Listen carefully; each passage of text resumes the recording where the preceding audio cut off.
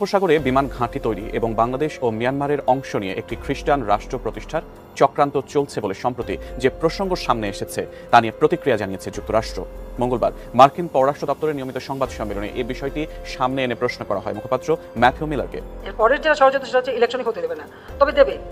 আর আমার ক্ষমতায় আসতেও অসুবিধা হবে না যদি আমি বাংলাদেশে কারো এয়ারবেস করতে দিই, ঘাঁটি করতে দিই, তাহলে আমার কোনো অসুবিধা নাই। কোন এক সাদা চামড়ারই প্রস্তাব। প্রধানমন্ত্রী শেখ হাসিনার সাম্প্রতিক এমন মন্তব্যে তোলপাড় চলছে মার্কিন পররাষ্ট্র দপ্তরে। মঙ্গলবার নিয়মিত প্রেস ব্রিফিংয়ে এ বিষয়ে সাংবাদিকদের প্রশ্নের জবাব দেন ডিপার্টমেন্ট অফ স্টেটের মুখপাত্র ম্যাথিউ মিলার।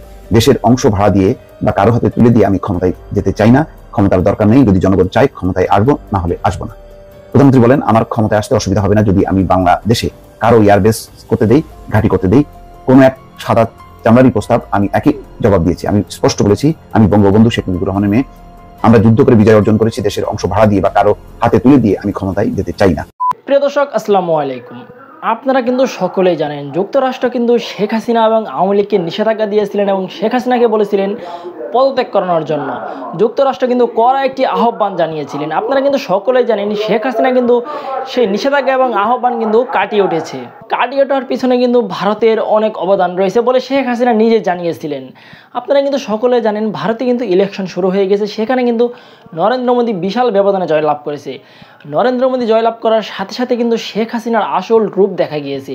শেখ হাসিনা কিন্তু এখন বলেছে, যুক্তরাষ্ট্রকে এখন আমি নিষেধাজ্ঞা দিলাম, যুক্তরাষ্ট্র কি আমাকে নিষেধাজ্ঞা দেবে, এমন কথা কিন্তু বলেছে শেখ হাসিনা।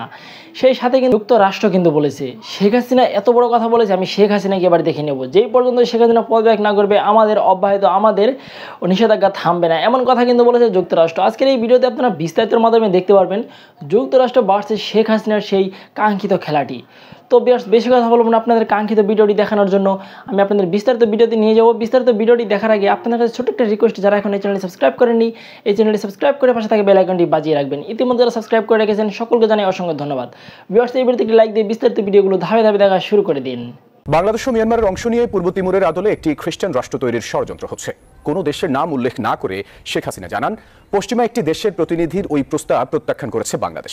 বিশেষজ্ঞরা বলছেন, এমনটা হলে শুধু বাংলাদেশ মিয়ানমার নয়, নিরাপত্তার ঝুঁকিতে পড়বে ভারতও। বাংলাদেশ মিয়ানমারের সীমান্ত ঘেঁষা পাহাড়ে কয়েক দশক ধরে স্থানীয়দের ধর্মান্তরিত করার কাজ করছে পশ্চিমা সহায়তায় বিভিন্ন চার্চ। এ নিয়ে পাহাড়ের উদ্বেগ নেমেছে সমতলেও। বিভিন্ন বিচ্ছিন্নতাবাদী সংগঠনগুলোর তৎপরতার সামনে এনেছে ধর্মান্তরিত করার বিষয়টিকেও। ভাষা সংস্কৃতির মিল থাকায় এই প্রক্রিয়া ছড়িয়েছে পাশের দেশ মিয়ানমারেও। মিজোরাম ও নাগাল্যান্ডও একই ধরনের উদ্বেগে আছে।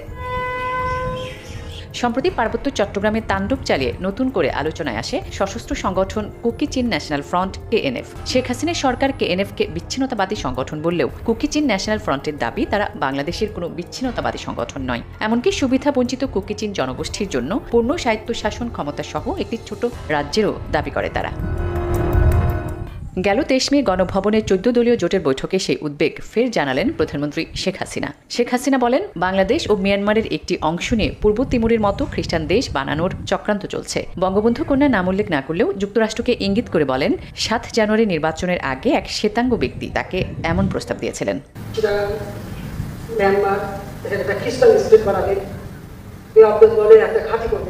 বলা হচ্ছে, সরকার বিরোধীদের সমর্থনের মাধ্যমে দক্ষিণ এশিয়া অঞ্চলে প্রবেশের চেষ্টা করছে যুক্তরাষ্ট্র। বিশেষজ্ঞরা বলছেন, তাহলে শুধু বাংলাদেশ বা মিয়ানমার নয়, ভারতের একটি অংশ চরম নিরাপত্তা ঝুঁকিতে পড়বে। আমি মনে করি এই অঞ্চলে চীনের প্রভাব মোকাবেলায় যুক্তরাষ্ট্র মিয়ানমারকে হাতিয়ার করেছে। কুকি চীন বিদ্রোহীদের যুক্তরাষ্ট্রের নিরঙ্কুশ সমর্থন বাংলাদেশ এবং মিয়ানমারের পাশাপাশি ভারতের নিরাপত্তাকেও ঝুঁকির মুখে ফেলেছে। কারণ ভারতের মণিপুরের মতো উত্তর পূর্ব রাজ্যগুলোতে নৃতাত্ত্বিক গোষ্ঠীর বিশাল জনসংখ্যা রয়েছে। International interference. ভাষা সংস্কৃতির মিল থাকায় পাহাড়ে গোপনে বেড়ে ওঠা খ্রিস্টান রাষ্ট্রের দাবি নিয়ে উদ্বেগে আছে ভারতের মিজোরাম ও নাগাল্যান্ডও। তাই শেখ হাসিনার উদ্বেগকে ভারতেরও গুরুত্ব সহকারে বিবেচনা করা উচিত বলে মনে করেন বিশ্লেষক। বাংলাদেশের বাতাসে অনেকদিন ধরেই ভাসছে সেন্ট মার্টিন দ্বীপে একটি ঘাঁটি গড়তে চায় যুক্তরাষ্ট্র, যদিও এমন অভিযোগকে অস্বীকার করছে মার্কিন পররাষ্ট্র মন্ত্রণালয়। বঙ্গোপসাগরে বিমান ঘাঁটি তৈরি এবং বাংলাদেশ ও মিয়ানমারের অংশ নিয়ে একটি খ্রিস্টান রাষ্ট্র প্রতিষ্ঠার চক্রান্ত চলছে বলে সম্প্রতি যে প্রসঙ্গ সামনে এসেছে তা নিয়ে প্রতিক্রিয়া জানিয়েছে যুক্তরাষ্ট্র। মঙ্গলবার মার্কিন পররাষ্ট্র দপ্তরের নিয়মিত সংবাদ সম্মেলনে এই বিষয়টি সামনে এনে প্রশ্ন করা হয় মুখপাত্র ম্যাথিউ মিলারকে। কি বললেন তিনি, জানাচ্ছেন মোহাম্মদ সোহাগ বিশ্বাস। মার্কিন পররাষ্ট্র দপ্তরের নিয়মিত সংবাদ সম্মেলনে আবারও উঠে এসেছে বাংলাদেশ প্রসঙ্গ। ব্রিফিংয়ে এক সাংবাদিক ম্যাথিউ মিলারকে প্রশ্ন করেন, বাংলাদেশের ক্ষমতাসীন প্রধানমন্ত্রী শেখ হাসিনা সম্প্রতি দাবি করেছেন একজন শ্বেতাঙ্গ ব্যক্তি তাকে প্রস্তাব দিয়েছিলেন তিনি কোনো চাপ ছাড়াই ক্ষমতায় থাকতে পারবেন যদি একটি বিশেষ দেশকে বঙ্গোপসাগরে বিমান ঘাঁটি স্থাপনের অনুমতি দেওয়া হয়। তিনি আরও উল্লেখ করেন, বঙ্গোপসাগরে ঘাঁটি বানিয়ে বাংলাদেশ ও মিয়ানমারের একটি অংশ নিয়ে পূর্ব তিতুমিরের মতো একটি খ্রিস্টান রাষ্ট্র বানানোর ষড়যন্ত্র চলছে। White man offered her that she can stay in power without any pressure if she allows a foreign country to establish an air base. She also mentioned that there is a conspiracy to turn Bangladesh into another East Timor and make a Christian country, taking a part of Bangladesh and Myanmar, forming a base in the Bay of Bengal. Is Sheikh Hasina shooting too many arrows towards the US as you are asking for free, fair and credible election and rule of law? জবাবে মার্কিন পররাষ্ট্র দপ্তরের এই মুখপাত্র বলেন, আমি ঠিক নিশ্চিত নই যে এই মন্তব্যগুলো কাকে উদ্দেশ্য করে করা হয়েছে, কিন্তু যদি এসব কথা আসলে যুক্তরাষ্ট্রকে ইঙ্গিত করে বলা হয় তাহলে আমি শুধু বলবো এগুলো সঠিক নয়। I'm not exactly sure who those comments refer to, but if it is in fact the United States, I'll just say that they're not accurate. 100% copper কন্ডেন্সারে তৈরি ভিশন ফ্রিজ, তাই গুণে মানে অটুট থাকে বছরের পর বছর। এছাড়া ম্যাথিউ মিলারের কাছে ডক্টর ইউনুস প্রসঙ্গেও প্রশ্ন রাখেন ওই সাংবাদিক।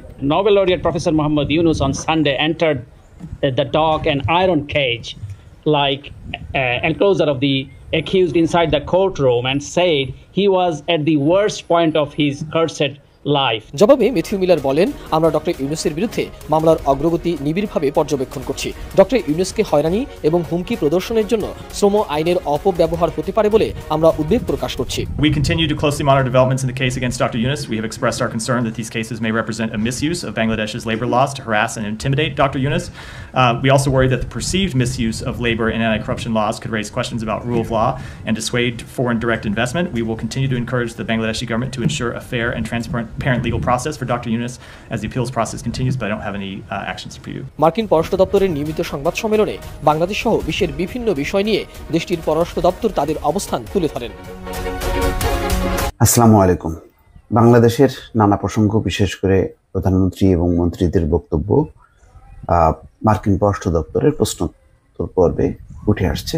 সাংবাদিকরা প্রশ্ন করছেন এবং তার উত্তর দিচ্ছে। যেমন একটি গুরুত্বপূর্ণ বিষয় ছিল যে প্রধানমন্ত্রী সাম্প্রতিক সময় একটি কথা বলেছেন, সেটি হচ্ছে বাংলাদেশে একটা খ্রিস্টান রাষ্ট্র গঠন প্রসঙ্গে। তার জবাব দিয়েছেন ম্যাথিউ মিলার এবং প্রসঙ্গটি উত্থাপিত হয়েছে। যুক্তরাষ্ট্রের পররাষ্ট্র দপ্তরের নিয়মিত প্রেস ব্রিফিংয়ে আবারও উঠে এলো বাংলাদেশ প্রসঙ্গ। বাংলাদেশকে একটি খ্রিস্টান দেশ বানানোর ষড়যন্ত্র এবং দেশে একটি বিদেশি রাষ্ট্রের বিমান ঘাঁটি স্থাপনের বিষয়টি নিয়ে প্রশ্ন উঠেছে। জবাবে পররাষ্ট্র দপ্তরের মুখপাত্র ম্যাথিউ মিলার বলেছেন, তিনি জানেন না ঠিক কাদের ইঙ্গিত করে এই মন্তব্য করা হয়েছে, তবে তা যদি যুক্তরাষ্ট্রকে ইঙ্গিত করে হয়ে থাকে তবে তা সত্য নয়। স্থানীয় সময় গতকাল মঙ্গলবার স্টেট ডিপার্টমেন্টের ব্রিফিংয়ে ম্যাথিউ মিলারের কাছে জানতে চাওয়া হয়, বাংলাদেশের প্রধানমন্ত্রী শেখ হাসিনা সম্প্রতি দাবি করেছেন যে একজন শ্বেতাঙ্গ ব্যক্তি তাকে প্রস্তাব দিয়েছিলেন যে তিনি কোনো চাপ ছাড়াই ক্ষমতায় থাকতে পারবেন যদি তিনি একটি বিদেশি রাষ্ট্রকে বিমান ঘাঁটি স্থাপনের অনুমতি দেন। প্রশ্নে আরও জানতে চাওয়া হয়, তিনি আরও বলেছেন যে বাংলাদেশকে আরেকটি পূর্ব তিমুর পরিণত করার এবং বঙ্গোপসাগরে ঘাঁটি তৈরি করে বাংলাদেশ ও মিয়ানমারের অংশ নিয়ে একটি খ্রিস্টান দেশ বানানোর ষড়যন্ত্র চলছে। আপনারা যেহেতু অবাধ, সুষ্ঠু, বিশ্বাসযোগ্য নির্বাচন, আইনের শাসন, দুর্নীতি দমনের দাবি করছেন, সেক্ষেত্রে শেখ হাসিনা কি মার্কিন যুক্তরাষ্ট্রের দিকে অনেকগুলো বাম ছুড়লেন, অর্থাৎ প্রশ্ন ছুড়লেন? জবাবে মার্কিন পররাষ্ট্র দপ্তরের মুখপাত্র বলছেন, আমি ঠিক জানি না এই মন্তব্যগুলোতে কাদের ইঙ্গিত করা হয়েছে, তবে যদি যুক্তরাষ্ট্রকে করা হয়ে থাকে তাহলে আমি বলবো যে এগুলো সত্য নয়। এর আগে গত 23শে মে গণভবনে আওয়ামী লীগের নেতৃত্বাধীন 14 দলীয় জোটের বৈঠকের শুরুতে শেখ হাসিনা বলেন, দেশের অংশ ভাড়া দিয়ে বা কারো হাতে তুলে দিয়ে আমি ক্ষমতায় যেতে চাই না, ক্ষমতার দরকার নেই, যদি জনগণ চায় ক্ষমতায় আসবো, না হলে আসবো না। প্রধানমন্ত্রী বলেন, আমার ক্ষমতায় আসতে অসুবিধা হবে না যদি আমি বাংলাদেশে কারো এয়ারবেস করতে দেই, ঘাঁটি করতে দেই। কোনো এক সাদা চামড়ারই প্রস্তাব আমি একই জবাব দিয়েছি। আমি স্পষ্ট বলেছি, আমি বঙ্গবন্ধু শেখ মুজিবুর রহমানের মেয়ে, আমরা যুদ্ধ করে বিজয় অর্জন করেছি, দেশের অংশ ভাড়া দিয়ে বা কারো হাতে তুলে দিয়ে আমি ক্ষমতায় যেতে চাই না। ক্ষমতার দরকার নেই, যদি জনগণ চায় ক্ষমতায় বসবো, না হলে বসবো না। এই কথাগুলো বললাম কারণ সকলের জানা উচিত। শেখ হাসিনা বলেন বঙ্গোপসাগর ও ভারত মহাসাগরে প্রাচীন কাল থেকে ব্যবসা বাণিজ্য চলে, এই জায়গাটার উপর অনেকেরই নজর, এই জায়গায় কোনো বিতর্ক নেই, এই নিয়ে কারো কোনো দ্বন্দ্ব নেই। সেটা আমি হতে দিচ্ছি না, এটাও আমার একটা অপরাধ।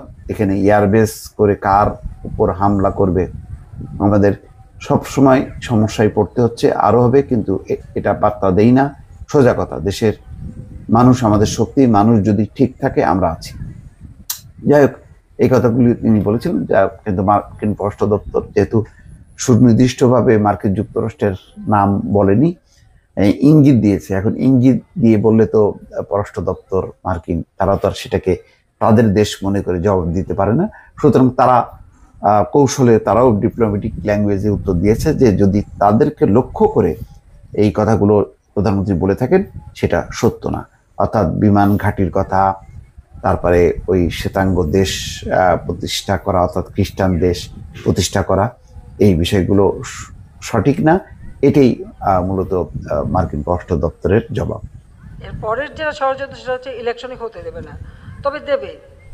আর আমার ক্ষমতায় আসতেও অসুবিধা হবে না যদি আমি বাংলাদেশে কারো এয়ারবেস করতে দিই, ঘাঁটি করতে দিই, তাহলে আমার কোনো অসুবিধা নাই। কোনো এক সাদা চামড়ারই প্রস্তাব। প্রধানমন্ত্রী শেখ হাসিনার সাম্প্রতিক এমন মন্তব্যে তোলপাড় চলছে মার্কিন পররাষ্ট্র দপ্তরে। মঙ্গলবার নিয়মিত প্রেস ব্রিফিংয়ে এ বিষয়ে সাংবাদিকদের প্রশ্নের জবাব দেন ডিপার্টমেন্ট অফ স্টেটের মুখপাত্র ম্যাথিউ মিলার। ব্রিফিংয়ে উঠে আসে নোবেলজয়ী ডক্টর মোহাম্মদ ইউনূসের বিরুদ্ধে সরকারের মামলার প্রসঙ্গ। যুক্তরাষ্ট্রের স্থানীয় সময় মঙ্গলবার নিয়মিত বৈঠকে মার্কিন পররাষ্ট্র দপ্তরের মুখপাত্র ম্যাথিউ মিলারের কাছে মুশফিকুল ফজল আনসারি নামে এক সাংবাদিক জানতে চান, Bangladesh ruling prime minister Sheikh Hasina recently claimed a white man. সম্প্রতি বাংলাদেশের ক্ষমতাসীন প্রধানমন্ত্রী শেখ হাসিনা দাবি করেছেন যে একজন শ্বেতাঙ্গ ব্যক্তি তাকে প্রস্তাব দিয়েছিলেন একটি বিদেশি রাষ্ট্রকে এখানে বিমান ঘাঁটি স্থাপনের অনুমতি দিলে তিনি কোনো চাপ ছাড়াই ক্ষমতায় থাকতে পারবেন। শেখ হাসিনা আরো উল্লেখ করেন বাংলাদেশকে আরেকটি পূর্ব তিমুরে পরিণত করার এবং বঙ্গোপসাগরে ঘাঁটি তৈরি করে বাংলাদেশ ও মিয়ানমারের অংশ নিয়ে একটি খ্রিস্টান দেশ বানানোর ষড়যন্ত্র চলছে। শেখ হাসিনার এসব অভিযোগের তীর কি যুক্তরাষ্ট্রের দিকে ছুড়েছেন? কেননা বাংলাদেশে একটি অবাধ ও সুষ্ঠু নির্বাচন আয়োজন, আইনের শাসন এবং দুর্নীতি দমন নিয়ে অব্যাহতভাবে আহ্বান জানিয়ে আসছিলেন আপনারা। জবাবে ডিপার্টমেন্ট অফ স্টেটের মুখপাত্র ম্যাথিউ মিলার বলেন, এই মন্তব্যগুলো কাকে উদ্দেশ্য করে করা হয়েছে সে ব্যাপারে আমি ঠিক নিশ্চিত নই। তবে এসব যদি প্রকৃতপক্ষে যুক্তরাষ্ট্র সম্পর্কে বলা হয় তাহলে আমি বলবো মন্তব্যগুলো সঠিক নয়। মার্কিন পররাষ্ট্র দপ্তরের মুখপাত্রের কাছে ওই সাংবাদিক আরেকটি প্রশ্ন করেন। নোবেলজয়ী ডক্টর মোহাম্মদ ইউনূসের বিরুদ্ধে চলমান মামলা প্রসঙ্গে যুক্তরাষ্ট্র প্রবাসী ওই সাংবাদিক জানতে চান, Nobel laureate professor Mohammad Yunus on Sunday রোববার আদালত কক্ষের ভেতরে আসামিদের অন্ধকার ও লোহার খাঁচার মতো ঘরে প্রবেশ করে নোবেল বিজয়ী অধ্যাপক মোহাম্মদ ইউনূস বলেছিলেন তিনি তার অভিশপ্ত জীবনের সবচেয়ে খারাপ পর্যায়ে রয়েছেন। একইভাবে গণতন্ত্র, আইনের শাসনের অনুপস্থিতি এবং সরকারের ব্যাপক দুর্নীতির কারণে দেশের লাখো জনগণ তাদের অভিশপ্ত জীবনের সবচেয়ে খারাপ পর্যায়ে রয়েছেন। আমরা দেখেছি যুক্তরাষ্ট্র সম্প্রতি সাবেক সেনাপ্রধান ও পুলিশ প্রধানের বিরুদ্ধে বেশ কিছু নিষেধাজ্ঞা ও ভিসা বিধিনিষেধ আরোপ করেছেন। 7 জানুয়ারি অনুষ্ঠিত নির্বাচনের পর সরকারকে জবাবদিহি করার জন্য এই পদক্ষেপ কি যথেষ্ট বলে আপনি মনে করেন, নাকি আগের প্রতিশ্রুতি অনুযায়ী বাংলাদেশের গণতন্ত্র ও গণতন্ত্রপ্রেমী জনগণের সাথে সংহতি প্রদর্শনের জন্য আরো পদক্ষেপের কথা বিবেচনা করবেন? প্রশ্নের জবাবে ডিপার্টমেন্ট স্টেটের মুখপাত্র মিলার বলেন, আমরা ডক্টর ইউনূসের বিরুদ্ধে মামলার অগ্রগতি নিবিড়ভাবে পর্যবেক্ষণ করছি। আমরা আমাদের উদ্বেগ প্রকাশ করেছি যে এই মামলাগুলোর মাধ্যমে ডক্টর ইউনূসকে হয়রানি ও ভয় দেখানোর জন্য বাংলাদেশের শ্রম আইনের অপব্যবহার হতে পারে। আমরা আরও উদ্বিগ্ন যে শ্রম ও দুর্নীতি বিরোধী আইনের অপব্যবহার আইনের শাসন নিয়ে প্রশ্ন তুলতে পারে এবং সরাসরি বিদেশি বিনিয়োগ এফডিআই নেতিবাচক প্রভাব পড়তে পারে। আপিল প্রক্রিয়া চলতে থাকায় আমরা বাংলাদেশ সরকারকে ডক্টর ইউনূসের জন্য একটি ন্যায্য ও স্বচ্ছ আইনি প্রক্রিয়া নিশ্চিত করতে উৎসাহিত করতে থাকব। নতুন কোনো পদক্ষেপের ব্যাপারে আগাম কিছু বলতে পারছি না। As the appeals process continues, but I don't have any actions for you. Go ahead. Thanks, everyone. প্রিয় দেশবাসী, শুরু থেকে শেষ পর্যন্ত যারা এই ভিডিওটি দেখেছেন সকলকে জানাই অসংখ্য অসংখ্য ধন্যবাদ। যারা এরকম নিউজ ভিডিও পেতে পছন্দ করেন তারা অবশ্যই এই চ্যানেলটি সাবস্ক্রাইব করে পাশে থাকা বেল আইকনটি বাজিয়ে দিবেন। যারা এখনও এই ভিডিওটি শেয়ার করেননি, এই ভিডিওটি দ্রুত শেয়ার করে সকলকে দেখার সুযোগ করে দিন। আজকের মতন এই পর্যন্ত, দেখা হচ্ছে পরবর্তী কোনো ভিডিও নিয়ে ইনশাল্লাহ।